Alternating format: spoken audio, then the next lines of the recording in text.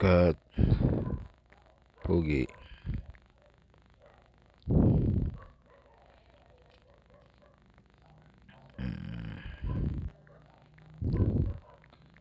Motor. Maintenance. Okay. Okay. So ito ngayon mga kaibigan. Gawa tayo ng mga 4 na column. Okay. Yan. I-click dito ang clinic ko mga kaibigan. Ito. Tanyo. Yan Yan ang clinic ko mga kaibigan. So clinic ko yung plus mga kaibigan. Ito pa yung lumabas. So piliin ko dito yung table. Yan. Yan. Tapos 4 lang ang kailangan ko. And then mga 20 siguro pwede. O mga ano lang kahit mga 10 column. Alright. Ito lang mga siyam pwede na yan. Insert. Okay. So malagay tayo ng heading mga kaibigan. Okay. Kung titignan nyo po yan sa sa view light, sa print layout, malinaw na mga kaibigan. Pero ang mas maganda dyan, liwanagan natin, madilim eh. So view, ito nandito, yan. Okay, ano ba yung ginawa ko mga kaibigan? Ito lang, yung 3 dot na yan, i-click nyo lang. Okay, pag nag-click yung 3 dot na yan, lalabas po itong mga menu na to. Ngayon, i-click nyo po itong view light them. Yan, okay, boom, yan. And then, ang gawin nyo, gamitin natin i-off natin yung yung print layout muna. Ayan, ganyan. Okay. Ngayon mga kaibigan, siyempre, date muna. Ayan. Tapos, yan, maliit lang naman ang date mga kaibigan. Ayan. And then, ihusog nyo lang. Click nyo itong nasa taas. Ayan yung kanyang adjuster eh. Ayan. Ngayon, bukod sa date mga kaibigan,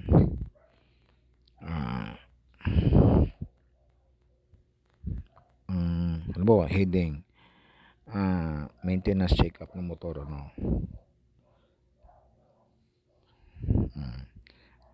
halimbawa, ayan, remark, ayan, okay, ito, ay check natin palagi yung kanyang date.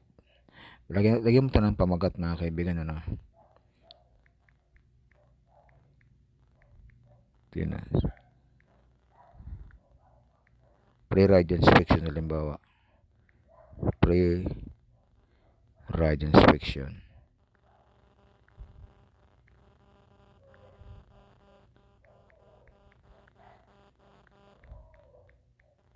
Okay, ang ganyan mga kaibigan. Okay, pre-ride inspection ng motorcycle ho yan mga kaibigan.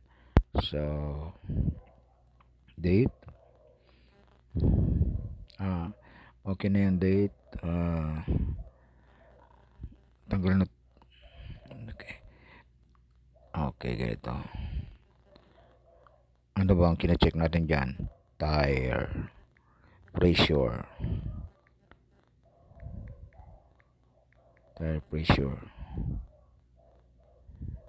yan, tire pressure, and then engine oil, yan, engine oil syempre, tapos syempre brakes,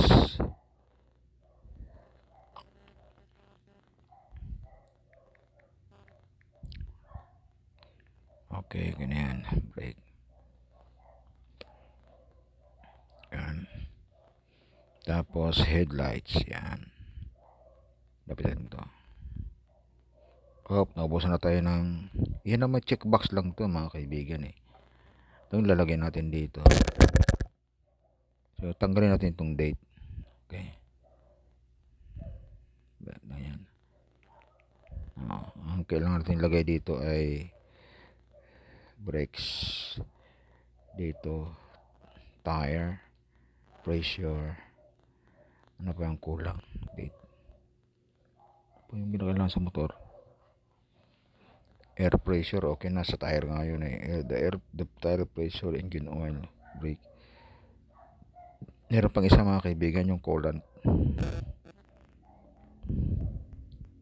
Coolant monitoring. Coolant yan mga kaibigan. Kailangan mo rin i-check yan. So, tire pressure, coolant, engine oil, brake.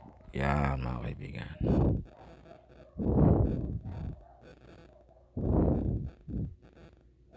Yan, coolant, tire pressure, engine oil.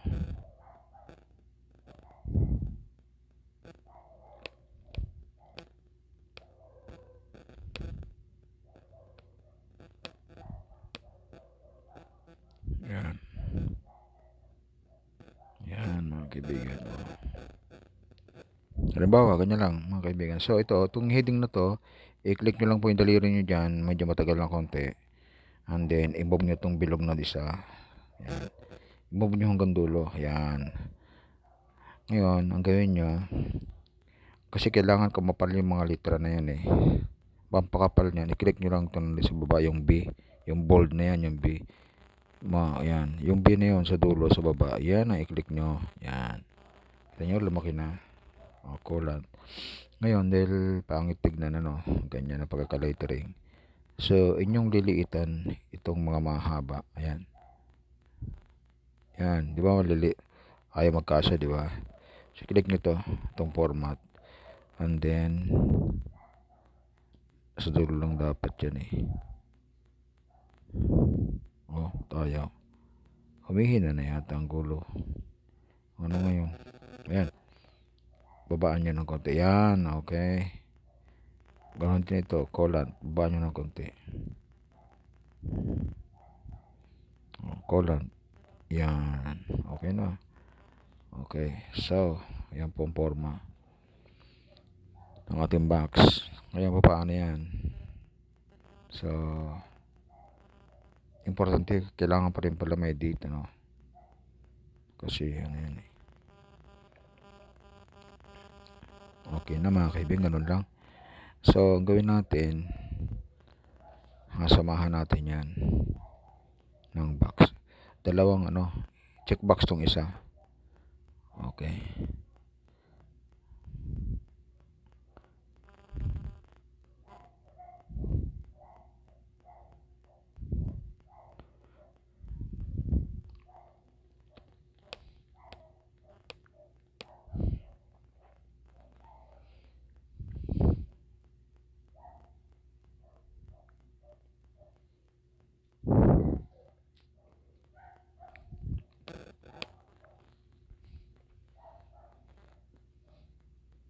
Checkbox. Where are you? Column. Yun. Ito mga kaibigan, Itong yan. Yan, i-click nyo yan. I-click nyo yan. I-click nyo pa rin yan. Yan mga kaibigan. Yan. I-click mo yun. Pero ka na ito, mga ito. Ayan. Pagka nakita nyo na tama, check nyo lang yan. Ayan. Ayan. Pag sa na-check, nilagawa nyo na ng paraan. Okay. I-undo nyo lang. Pagkaraan ng isang araw. Okay. O yan. Meron na tayong table mga kaibigan. May pamagat pa. Okay. Yung heading, ganun din. Ganyan mo lang yan. I-click mo tong bold sa baba. Yan. Lumaki na. Ito pwede baguhin ng kulay. Pwede mong gawing blue. Okay. Yan.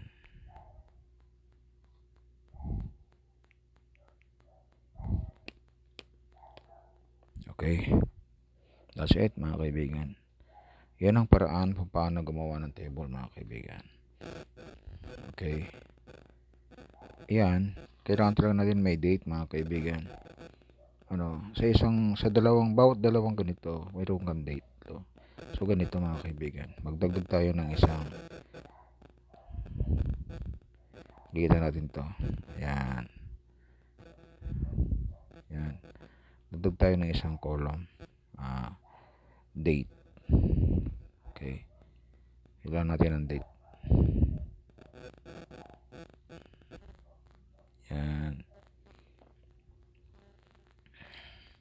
Dagdag tayo ng isa sa kaliwa. Paano kapag dagdag ng column? Tingnan mo yung pinakasagad. Ito. Yan. Column left. Yan.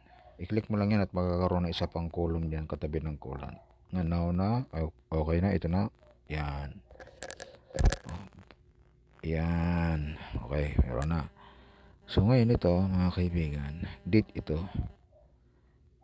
Okay. Yan. Sa baka mag-umpisa. Date. Oh. No problem. Date. Yan. Date mga kaibigan.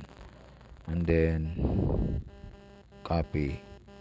Yan. Tapos pag ito, click mo lang ng bahagya yan.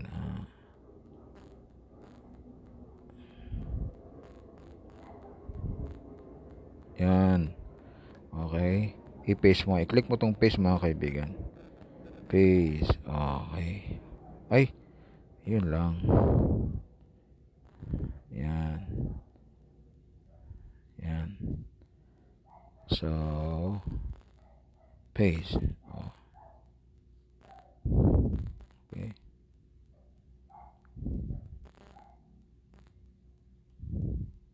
Okay. Okay. Ito na mga kaibigan. Yan. So, ang date dyan, siyempre hindi date na ganyan mga kaibigan. I-edit mo na lang kung anong date ngayon. Diba mga kaibigan. So, burahin natin yan. I-edit na lang naman yan eh. Okay. Okay. Yan. Cut lang. Yan mga kaibigan.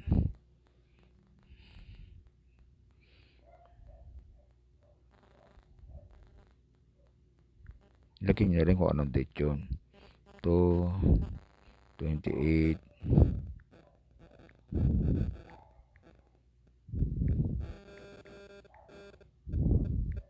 Yan. Okay mga kaibigan, dyan lang po muna ngayon mga kaibigan. Sa sunod na po, iba po mga paraan natin kung paano ang paggamit ng Google Docs. Ganun din, sa iba pang mga table subject mga kaibigan. Maraming salamat sa inyong pagbisita sa aking YouTube channel mga kaibigan.